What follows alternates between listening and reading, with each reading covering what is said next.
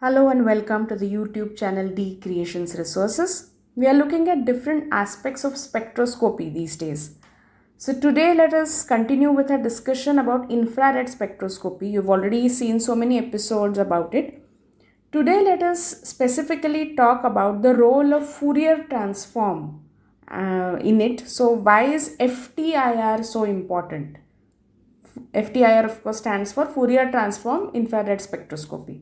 So by now, after listening to so many episodes, you are aware that infrared spectroscopy measures how materials absorb infrared light, and then it reveals information about their molecular structure and composition. But then why can't we just have a simple IR spectrometer? Why do we need to incorporate Fourier transform into it? Well, the motivation for it comes from a challenge. And what is this challenge? The challenge is that traditional IR spectroscopy, where Fourier transform is not used, it measures light absorption at one frequency at a time. So this process is very slow and inefficient. So without using Fourier transform, IR spectroscopy will still give you the information, but it will be a very slow and inefficient process.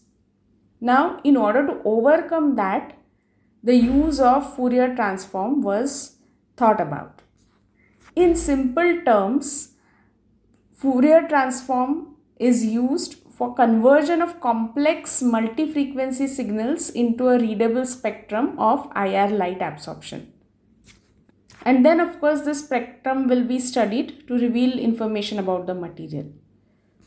Now Fourier transform is a mathematical process, and when it is applied to a signal, it unpacks the complex signal and it separates out all the different IR frequencies and their corresponding intensities. So it results in an output which is a readable spectrum which shows the infrared light absorbed by the sample at each frequency, which can then be compared to known spectra and the sample can be identified. So a Fourier transform is used for analyzing a complex signal into its individual frequency components. Now you would wonder, how does it do it? So as I told earlier, it's a mathematical tool that decomposes a signal. Now in order to understand, you can also think of an audio recording or an image, and that can also be decomposed into its constituents. So if it is an audio recording, it can be decomposed into its constituent frequencies. And if, for example, there is a complex sound, then you are able to break it down into its individual notes. Or if I talk in terms of an image, then you are able to break down this image into its individual colors, again in terms of frequency. But let us maybe concentrate more on the audio signal because that example is easy to understand. So now imagine a musical chord. When the chord is struck, you are hearing a complex sound. But how is that complex sound produced? It is basically made up of several individual notes of frequencies which are playing together. Now what does Fourier transform do? The Fourier transform helps you to listen to these individual notes and understand how strong each one is in the overall sound. To go back to our analogy of an image, think of color palette. Now an image is going to be made up of different colors, right? So the Fourier transform can help you identify which colors are present in that image and how much of each color is there in the image. Now you know that a signal is in time domain, and here we are talking about decomposing it into frequencies. So in other words, a Fourier transform transforms a signal from the time domain to the frequency domain. When I say a signal is in time domain, what I mean to say is how the amplitude of sound is changing over time. And now after using a Fourier transform, you are able to understand which frequencies are present in the sound and how strong they are.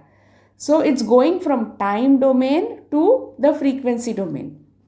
Now, since sine waves and cosine waves are basic building blocks of signal, we can also say that the signal is being decomposed into a sum of sine and cosine waves of different frequencies.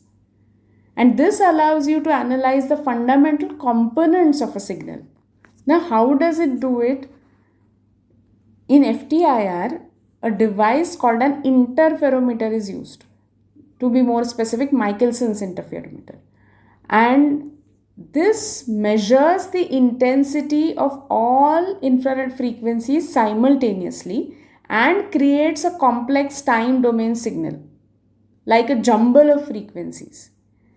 And then this Fourier transform unpacks this.